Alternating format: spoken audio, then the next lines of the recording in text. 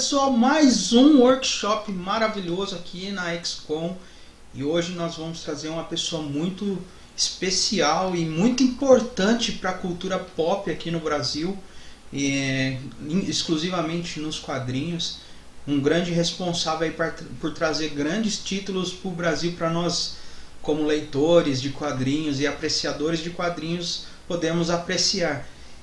Depois da vinheta, conheça aí o Levi Trindade.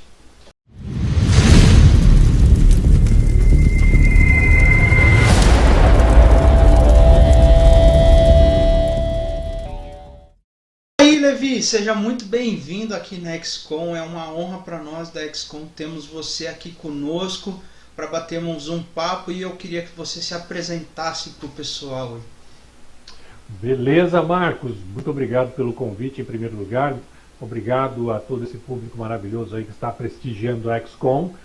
E bom, acho que para quem não me conhece ainda, eu sou o Levi Trindade. Ah, tá, é grande coisa. O que isso quer dizer? Acho que nada, mas tudo bem. Eu já trabalhei na Mitos Editora, trabalhei na Panini Brasil. Eu passei entre essas duas editoras por quase 2 décadas aí. Foram 18 anos trazendo quadrinhos de super-heróis para todo mundo que curte esse universo. Fui o editor responsável de Batman, Superman, Liga da Justiça, Novos Titãs e DC Especial, Universo DC, durante um bom tempo, acho que por pelo menos 6 anos aí. E depois fui trabalhar numa outra área que era a coordenação editorial. Ainda estava editando alguns quadrinhos lá também, óbvio, porque eu não poderia viver sem isso, mas ao mesmo tempo estava tomando conta de todas as equipes que produziam quadrinhos e produzem ainda quadrinhos para a Panini, desde a Mitos Editora até outros estúdios que também produzem para ela. Então tinha que coordenar o fluxo de tradutores, o fluxo de diagramadores, designers, as aprovações de capas, as aprovações de miolos, gerar códigos de barras, né, os ISBNs para as publicações, prover de informações todos os relatórios solicitados por licenciantes como Marvel DC, também a própria Panini. Então, às vezes, eu ficava muito envolvido com burocracia, mas, ao mesmo tempo, tinha os quadrinhos lá para me fazer companhia. E também eu acabei ficando responsável pela comunicação, né, da empresa. Meio que indiretamente acabou caindo no meu colo, porque eu sempre estava participando de palestras ou então entrevistas, e meio que acabei sendo quase que o Relações Públicas da Panini por um tempo. Se bem que não era bem isso, né? Mas acabava sendo, porque todo mundo, quando tinha alguma dúvida, recorria a mim para tirar essas questões, e acabava que respondia, informava, pedia desculpas por falhas, porque acontecem. E, bom, foi acho que uma das experiências mais intensas que eu tive nesse universo de produção editorial, mais até do que editar quadrinhos. Editar quadrinhos acaba sendo um esforço grande, sim, acaba, mas ao mesmo tempo você vê o resultado final. Você vê a revista impressa na sua mão, e aí depois ela é repassada para os leitores, e aí eles vão curtir ou não. Então você vê o resultado do trabalho. Agora, a parte burocrática acabava não aparecendo, então parece que você produzia pra caramba e não produzia nada ao mesmo tempo. Era meio frustrante em certos pontos. Mas isso, digamos, o quadrinho entrou na minha vida desde cedo, tá? Eu sempre tive quadrinhos na minha formação como leitor, como criança, muito por culpa do meu pai, que lia muitos quadrinhos e acabou repassando para mim. Então, Recruta Zero, Disney, Turma da Mônica, Heróis Marvel ou DC, Fantasma, Mandrake, Flash Gordon, Buck Rogers, Planeta dos Macacos, Tex, Zagor, Ken Parker. Tive contato com tudo isso, Asterix, Tintin, Então, sabe, tipo, quadrinhos para mim foi uma maravilha, mas eu não comecei não foi meu primeiro emprego. Meu primeiro emprego foi no McDonald's, depois disso eu fui para outros trabalhos, né? Trabalhei até como vendedor de imóveis e montador, trabalhei como segurança de shopping e um dos últimos empregos antes de ir para a área editorial foi trabalhar num banco na área de turismo e depois na área de cobrança de cartão de crédito. Eu fiquei por lá por uns 8 anos mais ou menos. E aí sim eu fui para trabalhar na Panini, na Mitos Editora e depois na Panini. Mas foi um longo caminho, uma longa jornada, bastante aprendizado. E eu agradeço muito a muitas pessoas que passaram pelo meu caminho, como Sidney Guzman, Marco Moretti, Fabiano Denardim, Fernando Lopes, o Elcio de Carvalho, o Dorival Vitor Lopes, os donos da Mitos, né? E letristas que me ajudaram,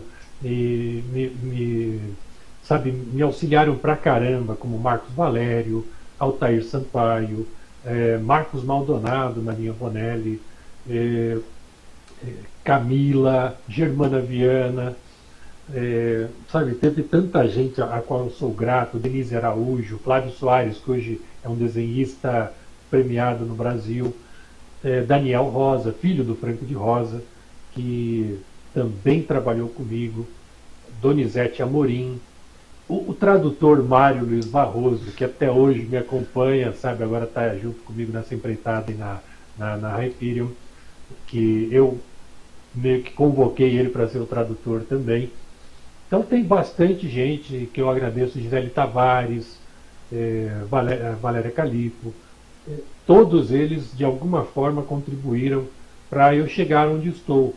Os editores Bernardo Santana, o Paulo Lopes, a Beth Kodama, a Elza Keiko, na Nana Panini, o Thiago Zanetti,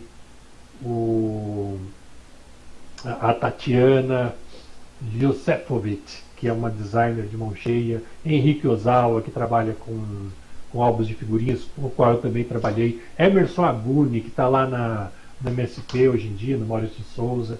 Sabe, são pessoas que passaram pela minha vida e que me ajudaram pra caramba, porque eu não chegaria onde eu estou sozinho.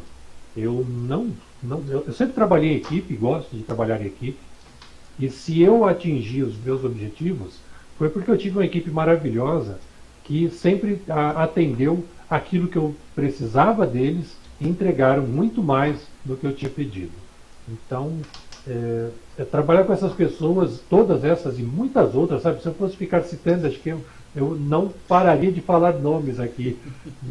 Mas todas essas pessoas sintam-se abraçadas aí na Mitos Editora, na Panini, porque vocês me ajudaram, me ajudam ainda, porque tem muitos que ainda estão trabalhando comigo, como o Thiago Rara, a Mônica Aldrini, e se não fosse por vocês, não existiria Levi Trindade no mercado editorial brasileiro.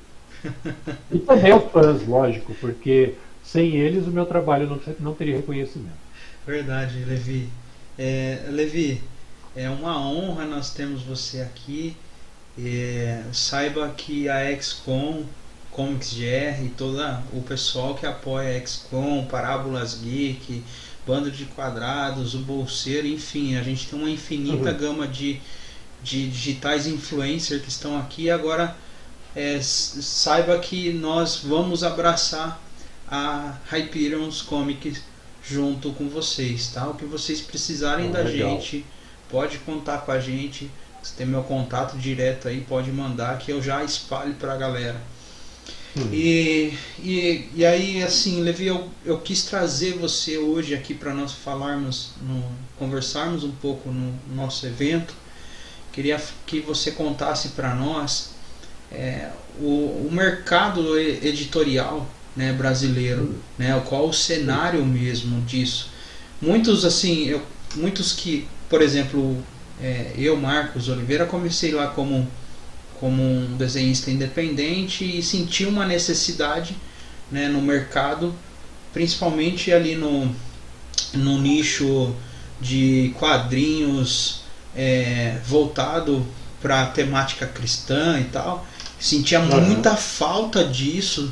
E assim, todas as histórias, eu sou parceiro da editora 100% Cristão, não sei se você conhece essa editora, Conheço. O Simval Filho, a gente é amigo pessoal, tem um projeto com eles, Eclesiástico, que está aqui em cima aqui, eu lancei com eles, eu substituí um dos desenhistas, um dos melhores desenhistas deles, que é o Igor Cicarini, que trabalhou na Marvel, fez Homem-Aranha na Marvel e tal. Quando esse projeto veio na minha mão, eu falei assim, cara, que honra, né? Eu me senti honrado. Eu falei assim, agora eu acho que o meu serviço está fazendo, meus desenhos estão começando a fazer a diferença, né? E assim, a editora 100% Cristão, ela é totalmente focada em quadrinhos cristão, só que é de histórias bíblicas, né? Então, quando eu, Marcos, fiz o Overcoming Fear, é uma história bíblica, era por causa do nicho, que tem uma dificuldade de aceitar qualquer outro tipo de história, a não ser a história propriamente escrita da Bíblia, né? E aí a editora 100% Cristão já está nesse nicho há muitos anos. E eu, como um bom apreciador de quadrinhos, um nerd geek, eu sentia muita falta de quadrinhos de histórias normais, de repente escritas na temática, né, que a gente vive, né? E foi aí que nasceu a Comics GR. Então os quadrinhos da Comics GR, eu trago toda essa temática cristã, mas não são só histórias bíblicas. Tem lá a história bíblica de Josué, que é para a gente trazer o público, né? Você entende o que eu estou falando? Eu preciso puxar esse público para começar a enxergar diferente as histórias, e que não fica ali parada só na Bíblia, aquela coisa dos anos 80, capuz, assim, tal. Eu queria uma coisa mais pá, né? E aí, onde que nasceu Josué, estilo Conan, inspirado no John Buscema, claro, é um dos meus preferidos artistas, né? Eu gosto muito das artes do John Buscema. Nem dá pra saber que você gosta. E aí nasceu Overcoming Fear. Mas enfim, por que eu trouxe isso? Porque a Comic GR acabou se focando nisso, e é onde eu estou trazendo agora esses tipos de quadrinhos dentro dessa temática. E aí nós conhecemos o ramo editorial no Brasil. A gente vê muito quando a gente fala de quadrinhos, a gente pensa em Marvel de si, né? É isso que tá na mente da maioria das pessoas. Não, é Marvel de si, né? Quadrinho Batman, quadrinho Homem-Aranha, enfim, né? É isso que tá na mente. E aí, quando a Hyperion Comics chegou, trouxe umas propostas totalmente diferentes. Eu falei assim, cara, que legal, né? Sabe? E aí eu queria que você compartilhasse conosco como que foi essa trajetória até chegar a Hyperion Comics, essa visão, sabe, de como buscar uma obra, de como o editor enxerga a obra, né? É muito mais da paixão do editor ou não, né? Tem uma questão de mercado, do mercado. Eu sei das coisas que tem, mas o público que está nos assistindo quer entender um pouco mais a respeito disso. E eu queria que você compartilhasse um pouco dessa experiência do ramo editorial, como que foi essa trajetória, como que o editor busca uma obra, né? Você está com uma obra aí que eu acredito, Levi, na boa, foi o melhor time que você pegou, que eu não sei falar o nome, mas é do Coelho Samurai, né? Ah, o Zag? Isso. Sim, nossa. Pra mim, você acertou o time. Pum, cara, porque vai sair agora a Netflix, animação, então você, foi assim, certeiro, foi incisivo, né? Pegou no time certo. Então, assim, eu queria que você compartilhasse todos esses detalhes, assim, como pegar esse time, sabe? Essa visão, editor. Eu queria que você passasse para nós. Bom, eu fiquei, como eu já disse, né, muito tempo trabalhando como editor, e então eu era apenas a pessoa que trazia obras publicadas, né, lá nos Estados Unidos, tanto para a Marvel quanto para a DC. E eu já vinha há algum tempo sentindo a necessidade de buscar coisas novas, de trazer coisas novas. E se situação dentro da própria empresa.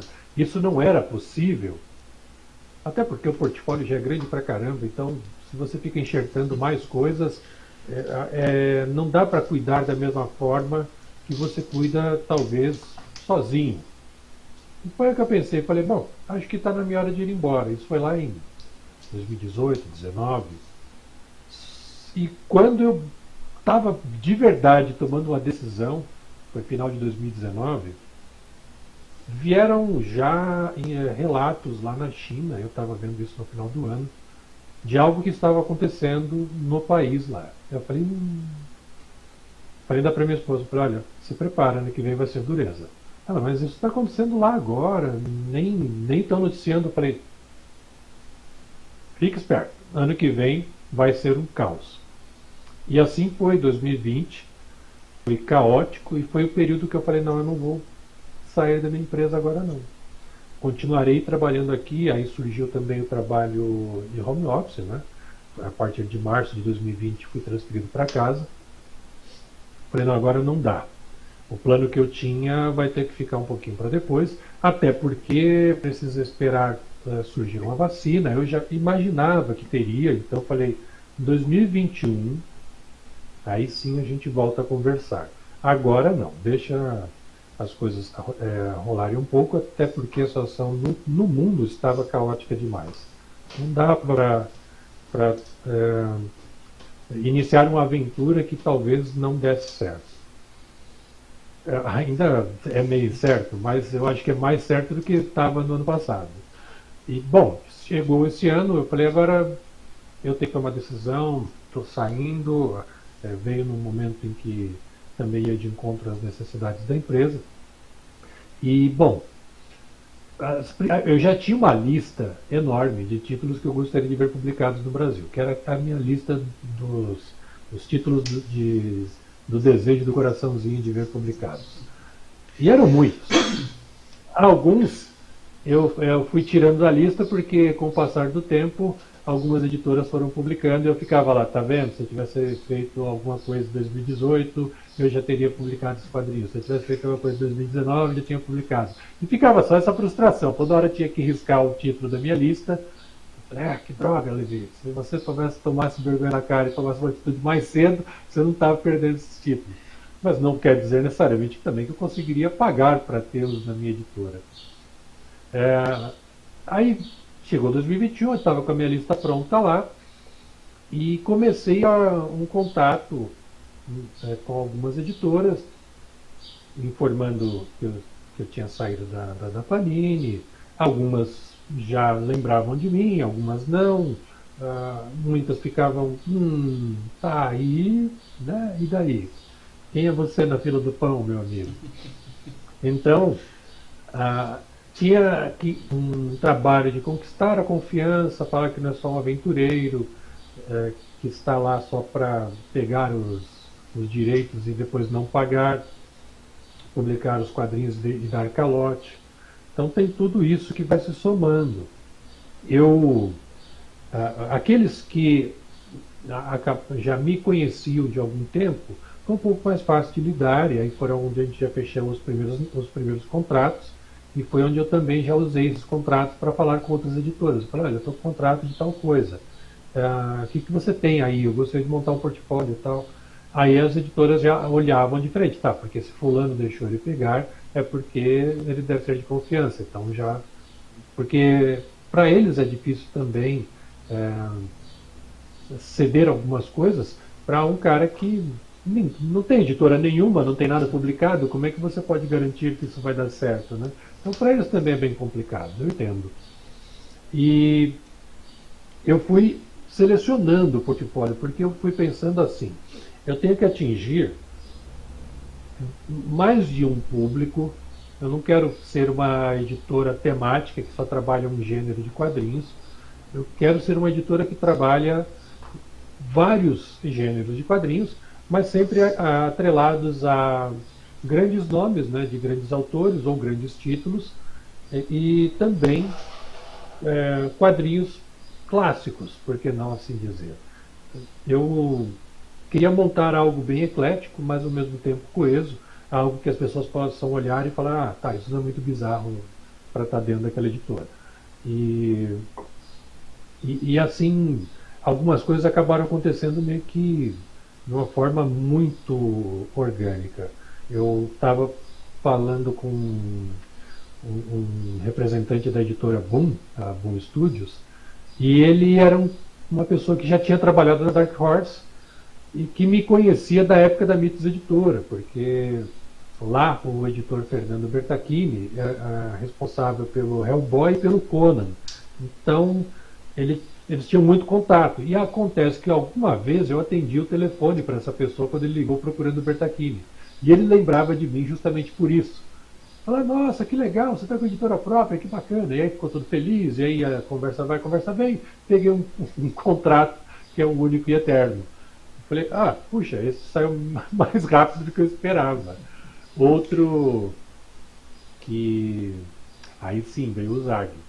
O Zag, para mim, eu estava assim, né? Ah, deve ser aquelas coisas que só eu gosto, né? Eu vou fazer esse contato aqui, mas eu acho que eu vou me dar muito mal. Aí eu perguntei para algumas pessoas, né, no mercado, alguns editores, alguns youtubers, e todos falavam, nossa, muito bom, caramba, que legal, se alguém trouxesse para o Brasil, acho que seria muito bom. Mas eu pensei, todos eles são tão nerds e geeks quanto eu. Será que não é um problema só nosso? Porque eu peguei só gente muito veterana. De repente eu devia ter falado com alguns jovens. E aí talvez ele falasse, ah, que isso, tio, coelho? Não, coelho não. Aí eu falei, bom, vamos arriscar. O não eu já tenho, a única coisa que eu tinha é que talvez fosse difícil conseguir. Mandei uma proposta para a editora, e qual não foi minha surpresa, ela dizer que estava livre e que poderia sim ser negociado. Aí eu fiquei preocupado, porque na mesma semana foi anunciado que o autor, o Stan Sakai, estaria em San Diego, para a San Diego Comic Con Online. Eu falei, se eu não acertar isso aqui logo, eu vou ter algum problema lá na frente. Porque ele vai fazer algum anúncio e provavelmente, se não tinha ninguém interessado em pegar esse quadrinho, é capaz, depois do que acontecer em San Diego, as pessoas correrem para falar com ele. Aí eu falei, meu Deus, e agora? O que faz? Aí eu fiz a proposta, né? Falei, bom, vamos ver se eles aceitam, porque não era muito alto o valor. Levi, eu acho que seu microfone caiu um pouquinho, ele ficou um pouco abafado. Aí. Opa! Agora melhorou? sim. Agora sim. Ah, tá. Então não era um valor muito alto. E eu falei, bom, seja o que Deus quiser, vamos lá. Fiz a proposta e qual não foi a minha surpresa que em um dia veio o retorno, né, da licenciante dizendo que tinha sido aprovado pelo autor e que eles dariam prosseguimento e que já mandariam o contrato na sequência. Então no outro dia eu recebi o contrato, já li correndo, assinei, não dei margem para que acontecesse algum problema, porque vai que eu espero mais e acontece algo, né? Então assinei, devolvi e veio a resposta no terceiro dia, já totalmente assinado pelo lado de lá, e era meu. Aí eu falei, aleluia. Porque aí, no final de semana, veio o anúncio do Stan Sakai ganhando mais um Eisner, mais um prêmio Eisner, e foi justamente por usar Yojimbo. E também teve a confirmação da animação pela Netflix, que muita gente não lembrava, mas no ano de 2020 já tinha sido veiculada uma notícia a respeito da animação e as pessoas tinham esquecido. Assim, eu fiquei surpreso, porque eu achava que mais gente sabia, e na verdade parece que muita gente achou que era uma surpresa grandiosa na San Diego Comic Con, sendo que na verdade não era nada disso, já era algo requentado, mas eles apresentaram as artes conceituais, né, da animação, o que foi muito bacana. E eu falei, nossa, a hora certa, o timing certo, o momento certo, porque agora esse quadrinho está comigo, né, tá na Hyperion, e ninguém vai pegar, graças a Deus. Então e aí surgiu um outro, né, também, que eu falo que foi providencial, que foi Eu Odeio Contos de Fadas. Eu assisti ao Universo HQ em resenha, onde o Marcelo Naranjo falou sobre esse quadrinho, mas teve uma outra ocasião em que o Bruno Zago foi lá também no Universo HQ em resenha, e ele estava apresentando algum quadrinho, e alguém perguntou durante a live se esse quadrinho não seria algo que a Pipoca e Nanquim publicaria. Aí o Zago falou, poxa, eu desconheço, mas se o pessoal está falando, talvez seja legal. E eu fiquei preocupado, né? Que eu falei, caramba, se ninguém sabia desse quadrinho, agora sabem, porque eu adoro Scott Young, mas eu achava que não tinha espaço para a arte dele, para a publicação inteira dele, porque talvez os leitores não curtam. Mas eu falei, mas quem sabe, né? Porque é tão bacana, é um traço tão forte. E pelo que deu para ver nas duas lives, o público queria ver isso publicado no Brasil. Eu falei, então, vou arriscar, vou perguntar lá. Perguntei pro cara da Image, e aí ele falou, nossa, vocês gostam disso aí? Que legal. Então, tá livre. Quer fazer uma proposta? Eu falei, quero. Te mando agora. Aí ele falou, já mandei pro autor. Ele respondendo, a gente já fecha o contrato, caso ele aceite.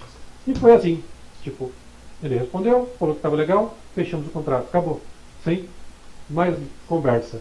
E eu falei, caramba, agora só faltava ser algo que só eu, o Naranjo e o Zago gostemos, né? Porque aí só 3 pessoas vão comprar essa HQ. Mas na hora que a gente fez o anúncio, tanto esse quanto o Zago me surpreenderam, porque eu não imaginava que tinha tanta gente interessada nesses quadrinhos. Eu Odeio Conto de Fadas, eu selecionei basicamente pelo Scott Young, porque eu sempre fui muito fã da arte dele quando ele fazia as capas variantes da Marvel. E vivíamos, o editor Paulo França e eu, tentando colocar alguma das capas dele como capa principal. Só que ninguém nunca aceitava, falava que não era comercial, que não é vendável. Eu falei, poxa, um dia, Paulo, a gente vai conseguir. E aí, quando o Paulo me mandava, e a gente ficava muito frustrado, porque não conseguia aprovação com essa capa, o Paulo mandava a capa para aprovação e eu repassava, né, para a Panini e para a Marvel. Aí eu falei, bom, Paulo, vamos fazer o seguinte, já que não estão aprovando assim, coloca na quarta capa. Se tiver espaço, coloca uma arte dele na quarta capa. Vamos ficar enchendo a quarta capa dele. Sempre que tiver uma quarta capa livre, coloca uma ilustração do Scott Young que esteja dentro da publicação. Vamos fazer assim. E assim a gente fez durante muito tempo. Aí publicamos o maravilhoso Mágico de Oz. Teve também Rock Raccoon e depois Rock Raccoon e Groot, publicado dentro da revista dos Guardiões da Galáxia. Então eu sempre achava que o Scott Young merecia mais espaço do que a gente tinha. E, bom, agora eu tenho a chance de fazer isso por conta própria, trazendo um HQ dele, assinada, desenhada, escrita. E para mim é uma alegria monumental que eu consiga publicar e que haja um público interessado para comprar. Então, eu estou num momento assim bem feliz mesmo. Eu em particular, estou muito esperançoso Eu Odeio Conto de Fadas. Né? Eu gostei muito da proposta do quadrinho, né, velho? Você vai ficar chocado, você não faz ideia. Não, eu gostei da proposta. É muito pirado, cara, é muito pirado. Essas que são as mais gostosas de se ler para assim, esquecer, né? Porque a gente sabe que tem quadrinhos que é aquele quadrinho que faz com que a gente pare, raciocine na lógica da vida. Tem aquele quadrinho que me ensina alguma coisa, mas tem um quadrinho que eu quero ler, que eu quero esquecer de tudo. Sabe, eu quero sair desse patamar chamado Terra e só me divertir, né? E eu gostei dessa proposta do Eu Odeio Conto de Fadas, que eu acredito que vai fazer isso comigo. Eu não conhecia essa obra, eu conhecia assim o artista, né? Pelas quartas capas, que pra mim, de verdade, as melhores capas da Panini são as quartas capas de todos os quadrinhos. Eu não sei porquê. Primeira coisa que eu faço, eu pego o quadrinho, vejo a capa, eu já viro pra ver a quarta capa, já, que me chama muito mais atenção, é muito mais espaço de arte, né, velho? É verdade, tá limpa de chamadas, de logos, tá bem tá bem exposta, né? Bem visível. Acho que eu gosto pra caramba, por isso que a gente prefere às vezes ter algumas artes ali selecionadas para ficarem muito lindas. Serve até como quase um pôster, né? Sim.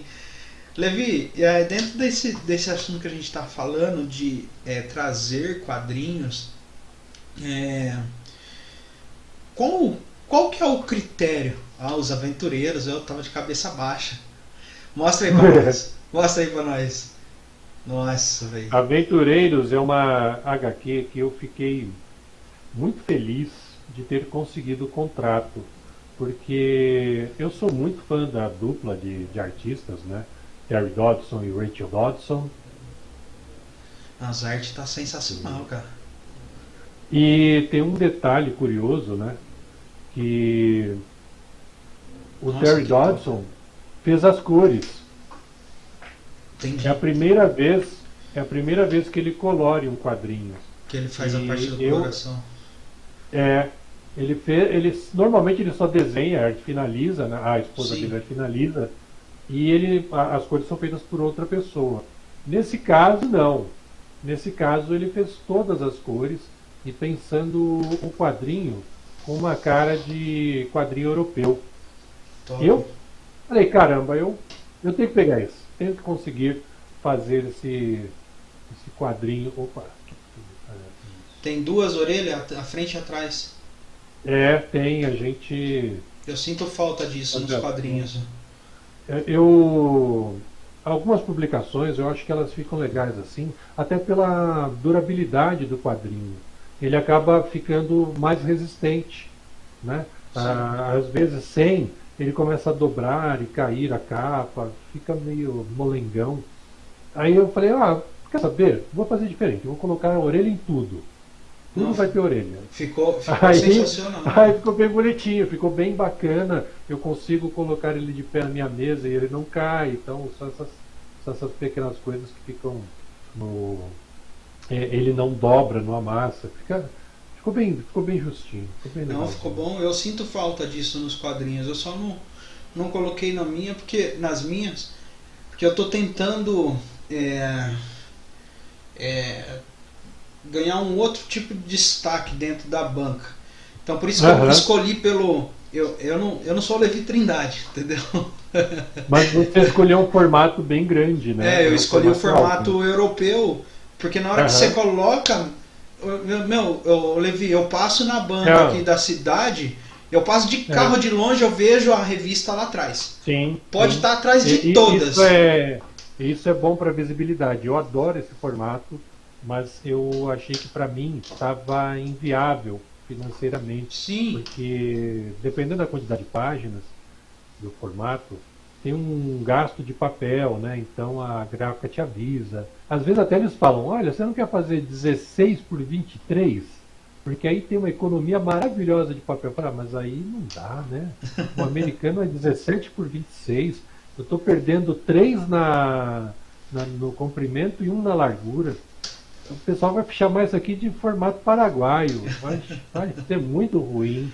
Não dá. Por mais que quisesse economizar, porque o preço caía quase pela metade. Eu fiquei impressionado, porque eu falei, bom, aí dá para fazer o meu plano de dominação global, de diminuir o valor de capa e torná-lo bem mais acessível. Só que, por outro lado, eu já vi experiências de outras editoras reduzindo o formato e vendo o que aconteceu com elas. Ou seja, encalhe, leitor reclamando o dia inteiro, até hoje, que aquilo não é um formato digno para o quadrinho. Eu falei, cara, quer saber? Eu não quero essa dor de cabeça, não. Deixa para lá. Por outro lado, eu adoro o formato álbum, adoro o formato europeu. Se eu pudesse, eu teria saído com todas as publicações nesse formato, porque eu acho que valoriza demais a arte, valoriza demais o próprio material, torna belíssimo.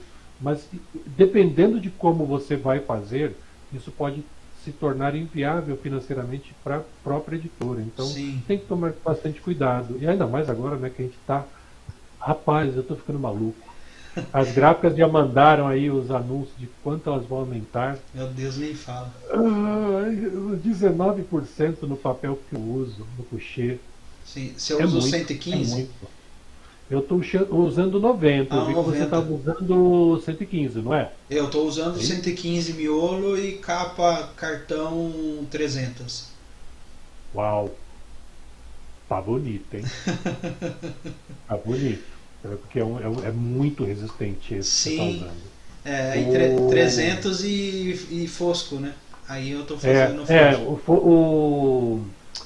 o papel miolo eu estou usando coucher fosco, que eu acho que fica legal, porque ele evita aquele brilho quando você está lendo, né? E mais do que isso, nessa tiragem eu fiz ele em brilho.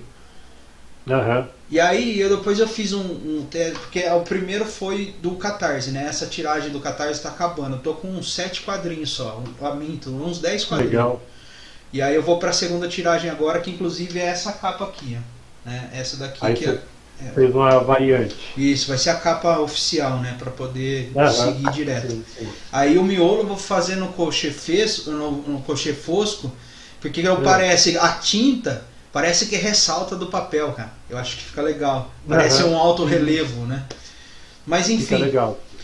ô Levi, o que eu queria perguntar para você, cara, é muito É. bom conversar com você. A gente vai passar o tempo do painel.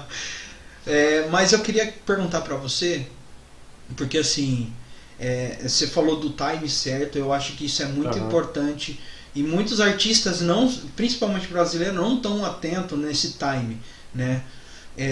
Quando eu fui lançar Overcoming Fear, e aí às vezes casa, né, essa sorte, né, Uhum. do time certo, que nem você como que fala mesmo do coelho, o nome, eu esqueci. O Zag. O O Zag, Zag. o Zag. É um dia que eu vou conseguir falar. Aí. É, mas quando eu fui lançar Overcoming Fear, foi Aham. no time certo também, porque foi na época que a Panini estava trazendo aquela Hum. coletânea do Uhum. Conan, né? Aham. Que era os encadernados. E Aham. também estava lançando o ônibus, né? Ônibus, Sim, sim. que era o compilado, foi o primeiro ônibus do Conan vindo de fora Aham. pro Sim. Brasil. E foi na época que eu tava lançando E Overcoming eu acho que Fear. foi inclusive o primeiro da Panini. Foi o primeiro, não foi? Eu lembro que eu vi Primeirão. notícias de. Aí eu falei assim, cara, não, eu já tô com a obra pronta. Assim, Uhum. né? Eu falei assim, esse é o time. Eu preciso sair com Aham. essa obra Sim. agora.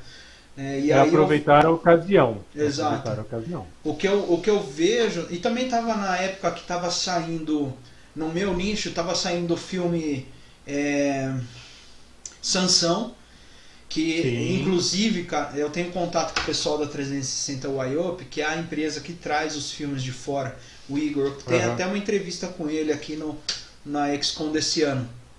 E tava saindo o filme do Sansão, que os caras pegaram toda forma de propaganda estilo Conan, sabe? Aham. Quando eu fui assistir, eu fiquei um pouco decepcionado por causa que eu não vi o que a Porque proposta. a proposta de marketing era melhor do que o filme, né? Mas Exato. isso acontece com muitas produções, né? E aí, Já meu, passei por isso algumas era vezes. na Marte era um cara de costas, assim, sabe? Lembrava Aham. aquele. Até fiz uma imagem no quadrinho de Overcoming Fear inspirado nessa cena do John Buscema que o Conan tá de costas, assim, olhando para uma cidade, assim, meu. Meu, Aham. sensacional aquela imagem. E os caras fizeram um pôster parecido com aquilo. Eu falei, cara, eu vou assistir Conan é isso que eu quero. Eu tava nessa época. Eu falei assim, cara, esse é o time, né? De eu lançar o quadrinho. Que eu vejo muitos artistas que não se preocupam com isso, com o time da Ah, sua você obra, precisa ter né? isso ao seu E lado. aí eu queria que você falasse para nós, você como editor, é, você vive no ramo editorial há muito tempo, tem mais idade do que muito de trabalho do que muitos que estão nos assistindo. Qual que é a visão do editor? Quando tem que ficar antenado no quê? O que Nossa. que ele tem que ficar antenado para ele ver qual é o time, né? E aí uma outra pergunta dentro disso também, que daí eu queria que você emendasse nas duas, Aham. o que cativa o leitor? É a obra que vai fazer o cara se identificar? É a obra que tá na moda? Eu queria que você falasse esses dois assuntos aí. Olha, na hora de selecionar material, a primeira coisa que eu fazia, vamos supor, no planejamento de um ano, era, primeira coisa de todas, eu fazia a programação de seriados e filmes de cinema para o ano seguinte. Eu pegava tudo que todos os estúdios lançariam, independente de ser animação ou filme, e de todos os gêneros, eu fazia uma lista gigantesca, fazia um cronograma indo de janeiro a dezembro, de tudo que estivesse programado e confirmado. Pegava também, inclusive, as animações da Disney e tal, os filmes da Marvel, da DC, da Fox, e tudo mais, tudo que tivesse, filmes de terror, faroeste, qualquer coisa que pudesse fazer uma lista. E aí eu pegava também, ia para o outro campo, que era dos seriados de TV, olha, vai acontecer isso, vai acontecer aquilo outro. Pegava também eventos de quadrinhos espalhados pelo Brasil. Vai acontecer lá no FIC, vai acontecer a Comic Con RS, vai acontecer a CCXP. E aí eu ficava programando as publicações. Vai ter Bienal do Livro esse ano, vai ter não sei o quê, vai ter... E via também tendências comerciais. O público hoje está mais antenado nisso aqui. Isso aqui tem dado mais visibilidade. Isso aqui o público tem olhado com mais carinho. Anos 80 estão em alta. As pessoas querem algo com essa conexão. Filmes do cinema de super-heróis, o que a gente tem aproximado que pode fisgar esse público, né? Pegar o coraçãozinho dele e trazê-lo para dentro dos quadrinhos. Tudo isso você tem que pensar. Mas eu acho que o que ajuda muito é o calendário, é o cronograma. Você pensar nos filmes, seriados e eventos relacionados a quadrinhos. E aí você vai montando a sua grade de publicações. Isso aqui eu quero, vamos supor, sei lá, Superman, Legião dos Super-Heróis, eu quero que atenda aquele público que vai ver tal coisa na TV. Eu quero que isso aqui atenda aquele público que está vendo o seriado Superman e Lois. Eu quero que aquilo atenda ao filme do Homem-Aranha. Então o programa vai uma sequência de Homens-Aranhas ao longo do ano. Isso vai ter um revival do Conan. De alguma forma, a Marvel está trabalhando, aí também é outra coisa, né? Você tem que ficar antenado no que as editoras internacionais estão fazendo. Aí você fala, a Marvel esse ano vai trabalhar o Conan de todas as formas possíveis, vai colocar ele até nos Vingadores. O que eu tenho que fazer aqui para puxar esse público? Então eu vou fazer publicações relacionadas ao Conan, porque ele vai estar em alta na mídia, a mídia inteira está falando dele. E quem é Conan, né? Aí as pessoas vão querer saber quem é o Conan, por que ele está indo para os Vingadores, ou os que já conhecem vão ficar curiosos para ler mais, e falar, poxa, tem pouco Conan sendo publicado no Brasil, coloca um monte de Conan para ser publicado. Quarteto Fantástico, Liga da Justiça, coisas que sempre vão estar em alta. Vendas de DVDs, de boxes, de caixas, né, de filmes. Você tem que ficar sempre antenado nesse mundo de coisas. E tudo que acontece também em paralelo, né? Os movimentos das editoras lá fora, as polêmicas, as temáticas que acabam sendo ressuscitadas em vídeos. Olha, está dando uma baita visualização esse assunto aqui sobre o Homem-Aranha. Será que vale a pena investir numa série de encadernados com esse autor? Ou autor tal vai fazer aniversário no ano que vem. Se a gente fizesse uma coleção para celebrar o aniversário dele, para todas as pessoas lembrarem. Ou também as marcas, né, dos personagens. Esse ano tem 80 anos de não sei o que, 75 anos de não sei quem. Programa alguma coisa parecida com ele, faz uma antologia, faz uma edição comemorativa. Esse ano o Cavaleiro das Trevas fez 30 anos, lança ela de novo. Porque toda vez que ela faz aniversário, vende. Esse ano o Watchmen fez 25 anos, então lança o Watchmen de novo, está esgotado, vai atrás. Então você faz diversos calendários, diversas programações, por isso que eu falo que na parte burocrática, às vezes, você se envolve tanto que sobra pouco tempo para fazer qualquer outra coisa. Então exige muito toda essa programação, você precisa estar muito antenado. E aí você transfere isso para a sua programação de quadrinhos. Você olha para o seu portfólio e fala, isso parece com isso parece com aquilo, vou programar, e sai programando. Que nem um biruta. E depois você vai ajustando conforme você vai publicando, para ver se dá tudo certinho. Entendi. Eu acho que eu respondi A primeira pergunta, é isso. A segunda, você pode repetir, por favor? A segunda é assim, o editor, quando ele vai buscar alguma coisa, é, é mais o que ele gosta, É, tá. ou, sabe, Então, eu, o gosto pessoal pesa, mas ele não pode ser o seu principal norte.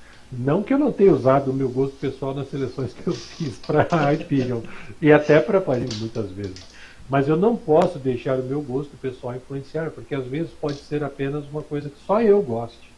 E aí não vai ter jeito. O ideal é que o que você gosta ressoe no que o público gosta também. Então, por exemplo, vou selecionar lá a Liga Internacional para ser publicada integral no Brasil. É uma coisa que só eu gosto? Acho que não. Eu acho que tem um público latente aí que queria muito ver isso publicado na íntegra, porque já faz décadas que foi publicado e só foi publicado em formatinho a maior parte das vezes. O único arco que era publicado em formato americano várias vezes era o primeiro arco da história de origem. Isso eu li acho que pelo menos 2 vezes na Mythos e uma história num compilado da Panini. Então, eu acho que tem margem sim, porque isso nunca saiu inteiro, nunca saiu na íntegra, nunca saiu em formato americano total. Então, vamos publicar? Vamos publicar. Aí você vai lá e faz a programação e dá tudo certo. Jack Kirby, a mesma coisa. Não que estivesse ocorrendo uma Kirby mania, mas os materiais do Kirby estão muito escassos no mercado e muito raros. Então, valia a pena investir em algo do Kirby. E isso principalmente pela DC, tá? Que era onde mais eu programava as coisas. Do lado da Marvel, acaba, sabe, praticamente tudo que você coloca vende. Publicar toda a fase do Chris Claremont com o John Byrne. O timing que eu escolhi para publicar esse material no Brasil foi o contrário. Porque ia sair Dias de um Futuro Esquecido no cinema. Eu falei, eu sempre quis que a fase do Byrne Claremont fosse publicada na íntegra. Mas quer saber? Vamos fazer o inverso. Publica o último arco, que é o Dias de um Futuro Esquecido, junto com o filme. As pessoas vão gostar, vão se interessar, e aí elas vão nos pedir para publicar o restante. E a gente publica a Saga da Fênix e a primeira HQ com o Magneto e os X-Men lutando. Então foram 3 encadernados, publicados em ordem cronológica, só que ao contrário. E acabou sendo publicado toda a fase do Byrne do Claremont. Não ficamos deixando nada para depois. Isso foi excelente, porque de outra forma talvez não saísse. É gosto pessoal? Mas também tinha um cunho mercadológico comercial. Eu não posso nunca deixar a minha vontade de fazer valer sobre qualquer outra coisa. É importante? Porque se você não gosta do quadrinho que você vai publicar, então aí já começa errado. Você tem que gostar. Ou pelo menos apreciar. Tem que ser algo que faz parte do que você leria como leitor. Você tem que acreditar no material que você está publicando também. Embora talvez eu possa publicar algo que eu nunca li inteiro, mas poxa, parece bem legal isso aqui. E você vai lá e publica o Zag Yojimbo, porque todo mundo sabe que ele é um clássico. Todo mundo sabe que ele é uma das obras mais premiadas do mundo. Só que eu mesmo nunca li completo. Eu li meio espaçado. Mas eu sei que ele vale a pena o investimento, eu sei que ele vale a pena o esforço. Então, é um gosto pessoal? Também mas aí pesa muito o que outras pessoas do mercado acham, o que outras pessoas entendem como entendem da importância do material. Eu avalio também vendas do material nos Estados Unidos ou até em outros países, porque você precisa ter um norte comercial. Por exemplo, eu quero publicar um quadrinho X, tipo Aventureiros. Será que vendeu bem nos Estados Unidos? Eu olho lá, vejo as críticas, as resenhas, todas são favoráveis. Legal. Então não é só uma questão de que só eu gostei. Tem mais gente no mundo além de mim. Isso é bom. Vejo as vendas deles pela Diamonds, quando ela mandava os relatórios. Aí você vai lá, avalia, a venda não é ruim. Se der 10% disso no Brasil, paga contas. Porque normalmente a nossa porcentagem fica nessa. Se lá vende 100 mil, aqui vai vender 10 mil. E olhe lá. Então, se lá vender 10 mil, aqui vende 1.000. Normalmente é assim. Então, dá para tirar uma base. Outra coisa é ver se ele sai em outros países, quais países mais têm interesse. Eu sabia que ele estava saindo na Europa, o Aventureiros. Então, não é uma obra que seria um fracasso. E, além de tudo, tem a própria equipe criativa. É isso, sabe? Você avalia o quadrinho como um todo, né? Você avalia o roteirista, os desenhistas. Tudo tem que. São várias checagens que eu vou marcando, vários pontos de checagem, né? Meu gosto pessoal? Sim, entra. Autores? Sim, com certeza. Vendas lá fora? Tem que ser avaliado. Se for um fracasso total lá fora, por que eu vou investir aqui? Não dá, né? Eu não posso acreditar que de repente aqui eu vou fazer uma mágica que os americanos não conseguiram. Aí às vezes talvez seja meio dar murro em ponto de faca. E aí eu avalio também a repercussão dele no mercado nacional. Tem bastante gente pedindo? Será que tem? Aí você sai pesquisando, vai vendo resenhas, vai vendo fóruns de debates e vai acompanhando. De repente tem uma demanda ali reprimida. Você vê também sites que importam como é que eles estão saindo na venda desse material, ou se tem muito interesse. Então, são vários critérios. Mas o gosto pessoal entra, mas ele não é o principal fator determinante, não. Nem pode ser. Entendi. Senão daria tudo errado. Isso é importante, porque às vezes a gente vê a crítica dos artistas, né? Falando exatamente isso. O editor só pega aquilo que ele gosta, né? Mas não é bem assim, né? A gente precisa fazer todo esse estudo, né? Mercadologicamente falando. E aí agora, para a gente concluir, a gente já chegou nos minutos finais. Eu queria que você falasse para nós o que você vê, porque assim, a gente vê muito os quadrinhos de fora vindo para o Brasil, né? Sim. E tão pouco os quadrinhos indo daqui para lá, né?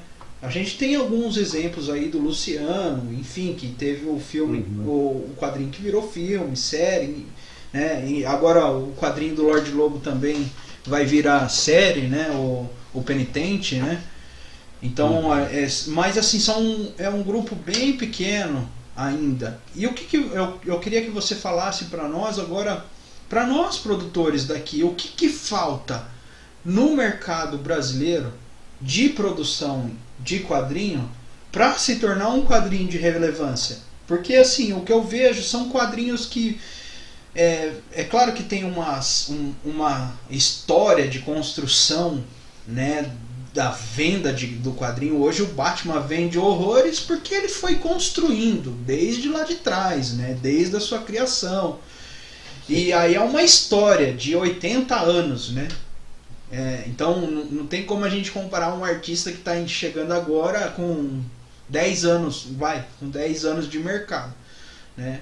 É diferente, mas mesmo assim eu sinto a falta disso, sabe? Eu não sei você, aí eu tô de que existem alguns produtores geradores de quadrinhos que têm potencial, mas assim, a gente sente essa falta no mercado brasileiro. É claro que tem a cultura brasileira, né, que os quadrinhos para cá, para nós, é tão pouco consumido, né? A gente fala lá dos Estados Unidos, mas lá o quadrinho tem um poder muito forte, né? Não é à toa que há questão de inclusão social, né? Porque o quadrinho tem esse poder lá fora, né?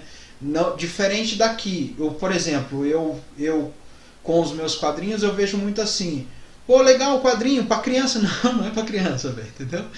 Sabe? Aqui a mentalidade do brasileiro é que quadrinho é pra criança. E não é, sabe? São leituras, né? É uma cultura. Sim. E eu sinto essa falta. Mas eu queria que você falasse o que você sente na falta no mercado brasileiro editorial de geração desde o quadrinho, né, de profissionais, roteirista, desenhista. O que falta no mercado brasileiro? Eu acho que os autores eles estão muito presos à forma de construir os quadrinhos, porque eles não têm suporte de uma máquina de marketing que alguns lá fora têm. Então eles ficam aprisionados à sua própria rotina, à sua própria produção. Não dá para eles pensarem o produto mercadologicamente ou comercialmente. Porque, por exemplo, um quadrinho americano, ele não sai, não aparece do nada lá no cinema ou no seriado. Antes ele se construiu. Às vezes alguns foi bem pouco tempo, já virou filme. Isso eu diria que acontece muito, porque os grandes estúdios perceberam que as grandes ideias estão vindo dos quadrinhos. E eles estão cansados de tentar acertar fórmulas e errarem em vários filmes e terem prejuízos monumentais. Eles querem testar algo que já deu certo. Ah, aquele quadrinho é um sucesso. Ah, ganhou até prêmio. Ou nem isso, sabe? Nem precisa ter ganhado prêmio, mas vendeu bem. O autor é conhecido. Vamos investir nesse cara, porque a ideia já está pronta, é só filmar. Tá? Tem até enquadramento. Então, já vai meio que mastigadinho. Não que eles não vão fazer nenhuma adaptação. Ah, vão. Ah, vão. Vão deturpar a tua obra até não sobrar nada do que você lembrava dela. Mas até aí você já vendeu seus direitos, então não dá para reclamar depois. Ou dá para ficar que nem o Alan Moore reclamando o resto da vida, mas aí são outros 500. Até porque ele foi traído pela editora, então é bem diferente a situação com ele. Sim. O que, por exemplo, um cara que eu vejo que tem muita visão de mercado é o Todd McFarlane. Ele é um empresário de quadrinhos, ele deixou de ser um artista de quadrinhos. Por quê? Ele pensa todos os negócios dele como um grande negócio, business to business. Por exemplo, vou criar um novo Spawn. Por que criar um novo Spawn lá, o pistoleiro? Porque vai dar um bonequinho muito legal, vai dar camisetas muito legais, vai dar outras coisas muito legais e pode até virar uma animação legal, ou um filme, ou um videogame. Aqui, às vezes, os nossos criadores, eles criam porque só conseguem fazer isso, dada a rotina que eles estão metidos, envolvidos, dá para criar só o quadrinho e não ir além disso. Por quê? Porque as preocupações deles são outras. Eu tenho que fazer aquilo vender, eu tenho que fazer aquilo distribuir, eu tenho que fazer aquilo ir para não sei onde, chegar em tal loja, chegar em tal estado. E mal conseguem dar conta disso. Porque as necessidades são muito grandes aqui no Brasil. A gente não tem uma distribuidora, a gente não tem suporte para venda. Então acaba sendo bem complicado. O produtor nacional, o quadrinista nacional, ele veio aqui agora. Ele não consegue fazer um planejamento a longo prazo pensando, por exemplo, se eu conseguir levar o meu quadrinho para virar um app de jogo, já é um começo. Sabe, de repente, um Overcoming Fear joguinho na App Store. Será que não dá para bolar isso? Conversa com o estúdio. Tenta desenvolver, eu sei que vai envolver dinheiro. Vai, não vai ser de graça. Mas e se você conseguisse? Se isso virasse uma febre? E se de repente você começasse a comercializar camisetas, bonés, agasalhos, moletom? Tudo é investimento? Mas quem sabe se você começa a produzir itens para colocar na sua própria loja virtual relacionadas ao seu material. O McFarlane fez isso muito bem e virou dono de uma grande empresa de brinquedos. Ele era o produtor até inclusive dos brinquedos da Marvel, de tão bons que eram os dele. Toy Biz. Desculpa, McFarlane Toys. Desculpa, Toy Biz é outra. McFarlane Toys. E durante muito tempo, os nossos produtores eles ficam presos apenas na sua rotina, mas se conseguissem pensar no negócio como um grande negócio, por exemplo, por que não tentar exportar para os quadrinhos, para os países latinos aqui em volta? Busquem editoras lá fora que queiram negociar os direitos. Publica primeiro por aqui. O mercado americano é fechado para si mesmo, sabe? É muito difícil. Eu vejo como muito difícil.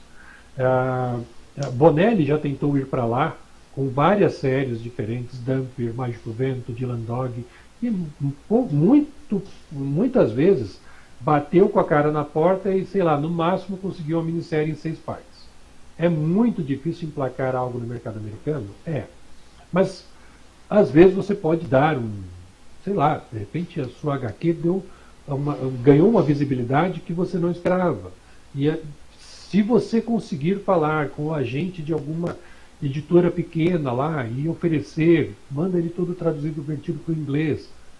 Fala assim, olha, tem esse quadrinho aqui, o que você acha de publicar aí? Tem espaço? Tem, porque ele pode atingir tal e tal público, pode atingir tal e tal lugar. você tem essa necessidade lá, por que, que não tenta? Ou então na Europa, mas para trabalhar para a Europa, o que eles gostam lá? Álbuns. Então, formato grande, uma história normalmente fechada, mas não tanto, porque ele vai querer ver aquilo desenvolvido em mais volumes. Não precisa ser uma história longa. Normalmente, um quadrinho europeu costuma ter, em média, 48 ou 60 páginas. Não passa muito disso. Quando passa disso, é uma ocasião muito rara, é muito especial, é muito diferente, até para o próprio padrão do mercado. Mas aí a série vai saindo, sei lá, um álbum por ano, a pessoa tem tempo para trabalhar, tem tempo para produzir. É tempo que às vezes a gente não tem, porque a gente precisa pagar as contas logo. Então a nossa necessidade aqui é diferente. Sim.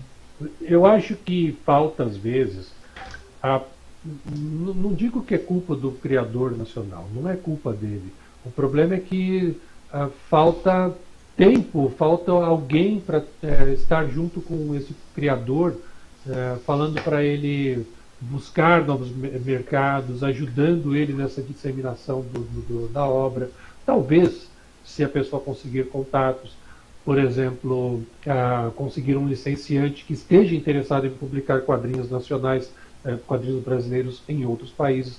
Tem algumas agências que fazem isso, inclusive elas fazem até o inverso, né? Trazendo para o Brasil portugueses, italianos, espanhóis. Por que não comercializar brasileiros? Acho que falta talvez o conhecimento disso para o nosso criador, o nosso produtor nacional. Mas eu acho que tem espaço, tem possibilidades. A única coisa que talvez falte é tempo para o criador cuidar disso. Normalmente lá fora não é o próprio autor que está cuidando disso. No máximo ele vai fazer um vídeo de divulgação, tipo o McFarlane faz direto. Mas não é ele que vê isso, é alguém que está lá trabalhando para ele, é um contato comercial que cuida só disso. O cara trabalha para isso. Para nós aqui, eu vejo como uma realidade, não é que é inatingível, mas é que é meio difícil colocar em prática. Você não consegue, por exemplo, pagar alguém para ficar fazendo isso para você. Eu mesmo não conseguiria, porque eu não tenho verba para isso. Minha esposa indo trabalhar. Ah, tá. Deus abençoe, bom trabalho. A gente mesmo, falta verba, né? Se eu tivesse alguma condição dessas, talvez eu estivesse fazendo outras coisas também, outras abordagens comerciais. Porque possibilidades são infinitas. O público hoje quer novidades, o público quer quadrinhos bons, quer quadrinhos acessíveis, quer quadrinhos com histórias fechadas, quer quadrinhos encadernados. Estão meio que cansados das mensais, ou até porque ficaram meio caras para acompanhar, não dá para acompanhar tudo. Querem coisas que lembrem os filmes e seriados que eles assistem. Então, sabe, eu acho que não está fechado para conseguir coisas novas. Não está fechado para, por exemplo, conseguir emplacar um seriado, emplacar um filme. Mas precisa primeiro difundir o seu personagem, primeiro divulgar bastante. É cansativo? Oh, demais. Demais. Não é fácil não. Mas se você conseguir, sei lá, furar até a tua bolha de seguidores e passar para outra etapa, para outra camada, porque às vezes a gente fica, eu falo para os meus amigos que a gente tem uma frase que usa muito, a gente prega para convertidos, porque a gente só fala com o nosso próprio público e às vezes esquece que se hoje tiver 5 mil, 6 mil leitores de quadrinhos raiz, né, que estão por aí lendo e comprando tudo, o Brasil tem, sei lá, mais de 60%, mais de 60% da população ativa economicamente que poderia ler algum quadrinho, não está lendo nada. E aí? Por que a gente não atinge esse público? Por que não chega até eles? O que está acontecendo que o quadrinho não chega até lá? É só ver, por exemplo, pelo público da Comic Con. Na última, se eu não me engano, foram 600 mil pessoas. Nenhum quadrinho vende isso no Brasil. Nenhuma. Nenhuma série, nenhum quadrinho, nada chega nem perto disso. A única publicação que chegou próximo desse patamar foi a Turma da Mônica Jovem, quando teve o Beijo e o Casamento. E só. nunca mais se viu números assim. Nunca Exato. mais. Exatamente. Na época áurea da Abril, alguns números assim eram até comuns. Mas hoje em dia, se você faz uma venda de 5 mil, já solta fogos, comemora com churrasco no final do ano, porque é difícil, muito difícil. Mas Sim, então, onde é que está esse público? Por que a gente não atinge ele? Eu sim. acho que é porque a gente está fechado falando só para o mesmo público de sempre. Exato. Esse é um problema. E talvez se você expanda, você vai chegar em outros lugares. Por isso que eu falo, tentar um aplicativo de celular, tentar um joguinho, tentar camisetas, tentar canecas, fazer a sua marca. Um quadrinho que eu vejo que trabalha muito bem essa parte de merchandising é o Lâmina Selvagem. Ele faz um trabalho, eu acho, maravilhoso. Completou Sabe? 10 mil seguidores agora, ontem, eu acho. Então, é o tipo de coisa que acho que outras editoras e outros autores poderiam fazer. Tornar Sim, a sua marca relacionável com o público. sim. E é um personagem novo também, não é tão velho. Você tá falando isso, e aí eu tô vendo, assim, aí eu tô falando agora não como XCOM mais, mas agora como a Comic GR, que eu Aham. tenho caminhado pelo caminho certo, porque eu tenho pensado nisso, sabe, Levi? Eu sinto falta disso no mercado brasileiro. Overcoming Fear, por exemplo, Overcoming Fear não é só o quadrinho. Eu tenho os colecionáveis, que são as espadas, miniatura das Aham. espadas de 17 centímetros de cada personagem, né? E aí eu fiz a caneca, tá aqui em cima, ó, a caixinha da caneca, sabe? Eu fiz um box e eu sinto que falta isso. Tem o busto, isso aqui é o busto, ó, do Josué. Esse daqui Aí. é a estátua em bronze. Tem ele também pintado no mesmo, nas cores normais, né, do Aham, personagem. sim. Eu criei o Então, busto. isso é uma iniciativa muito legal. Mas não é todo autor que tem essa visão. Sim, A sim. maioria não consegue, se fecha e lança o básico. E o básico, O na que eu, boa, o que eu não vejo. marca tanto. É por isso que eu, sabe, e a gente está conversando isso, e é importante para aqueles que estão nos assistindo, para abrir a mente, né, de que quando eu fiz o meu primeiro quadrinho, Levi, que é esse daqui, ó, que está aqui do meu lado aqui, Guerra dos Reinos, Uhum. eu não fiz pensando em todo o resto, né? Eu fiz só Aham. pensando no quadrinho, né? Na hora que eu caí com ele no mercado, eu apanhei igual o cachorro sem dono, né? Pra mim, enquanto eu tava dentro da minha bolha ali, né, Aham. tava maravilhoso. Na hora que eu quis estourar a bolha e sair, aí eu apanhei igual o cachorro doido, né? Aham. E aí eu comecei a sentir essa falta. E eu falei assim, não, peraí, então eu preciso começar a pensar além. Né? Overcoming Fear eu já fiz pensando lá na frente. Ainda tem muita coisa ainda por vir que ainda não aconteceram, mas que estão dentro do projeto do Overcoming Fear. Você estava falando de jogo, de aplicativo. Guerra dos Reinos, eu tô remasterizando ele, que é esse quadrinho aqui, o primeiro que eu estou fazendo.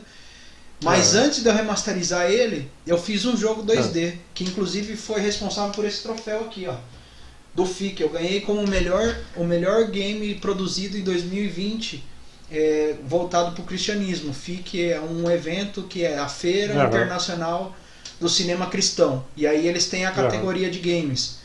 E aí eu me inscrevi no meu jogo, porque essa história é uma história cristã. E o jogo que eu Sim. criei numa plataforma gratuita, chama RPG Aham. Maker. Né? Tá aí, para todo mundo usar.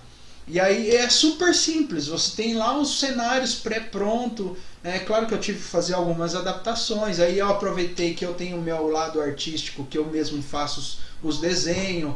Fui estudar um pouquinho de PixArt para poder fazer os personagens em pixel. Né? Enfim, mas eu criei o jogo para preparar o próximo quadrinho que vai vir, né? Então já tem um Aham. jogo.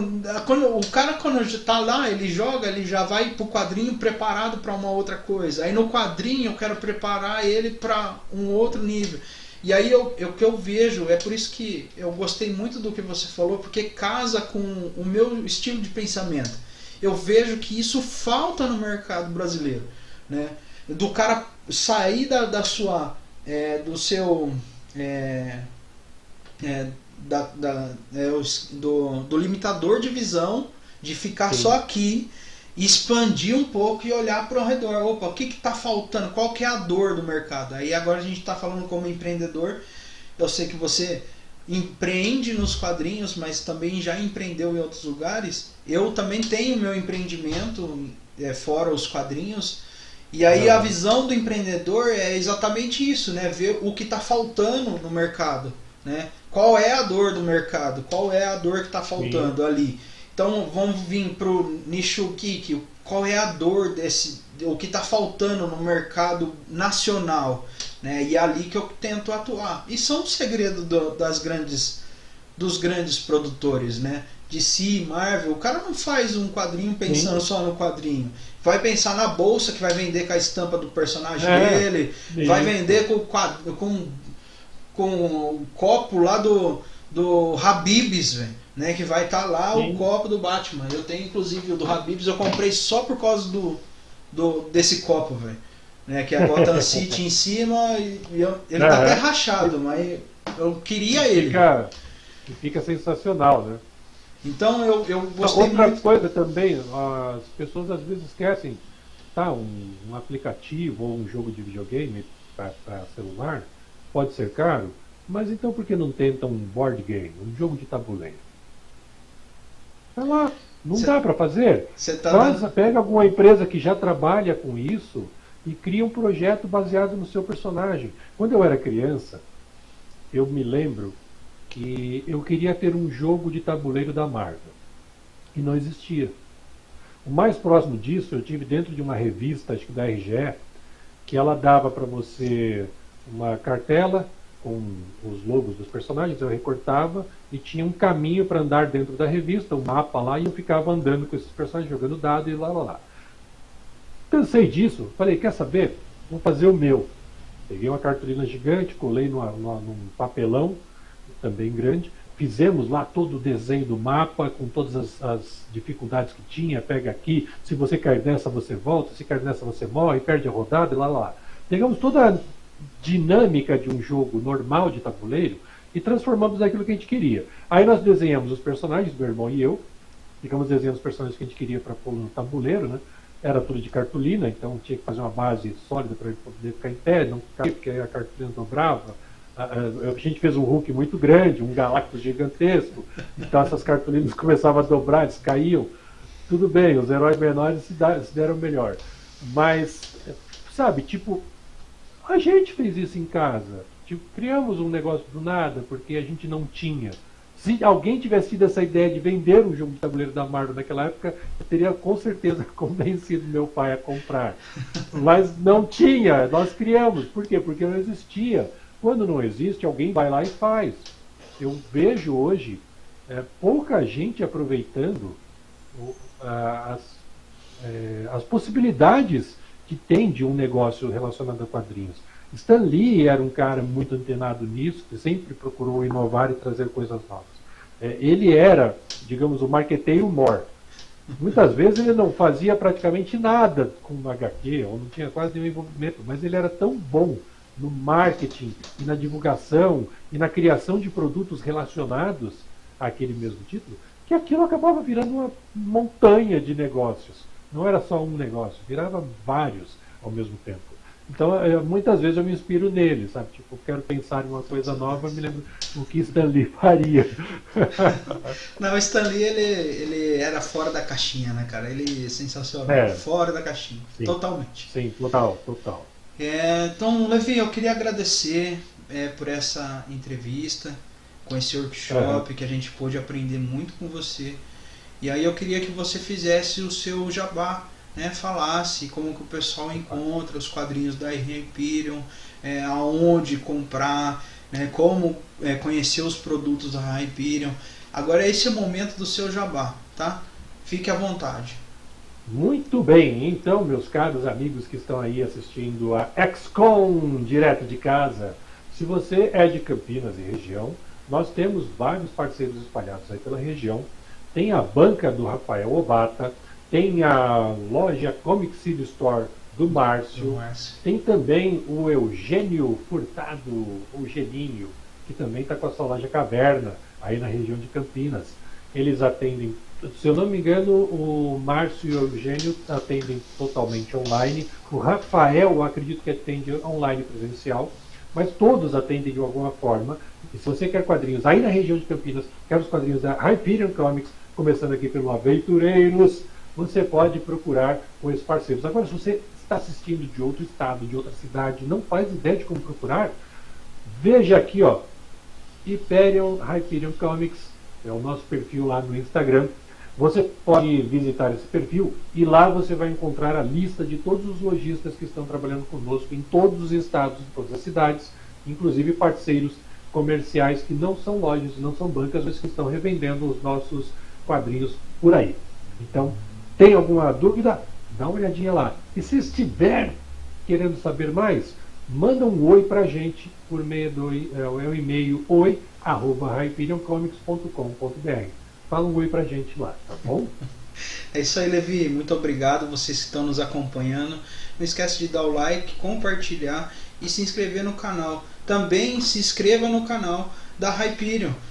No nosso site www.xcomeventos.com.br, debaixo desse workshop vai ter um link lá para você, tem um link lá para você clicar e você vai cair direto no Instagram do pessoal do Hyperion. Então você clica lá e vai direto lá, já curte a página deles e de lá você já vai para todos os outros canais deles lá no Instagram, tá bom? Gente, legal. Muito obrigado vocês que nos acompanharam até agora. Continue na programação, tem muito mais coisas vindo por aí. E você que é de todo o Brasil, não se esqueça de entrar lá e procurar os quadrinhos da Hyperion, que tá sensacional. Tem o estilo pré-venda, certo, Levi? Isso, tem as reserva. pré-vendas, então você consegue comprar antes. Que inclusive algumas lojas já estão trazendo autógrafo do Levi. Então procure ali o representante da Hyperion para ele mandar com a dedicatória para você. E também um adendo: quem compra na reserva, na pré-venda, ganha de brinde a sobrecapa. Top. A sobrecapa. Quem compra na reserva, tá? Depois da reserva fica mais difícil. E o cartão postal que a gente está fazendo para essas primeiras publicações, na reserva é possível conseguir. Agora depois fica mais difícil. Então, gente, corre lá e adquira a sua. Muito obrigado, Levi. Deus abençoe vocês. Continuem aí. Deus abençoe. E é nóis. Hyperion!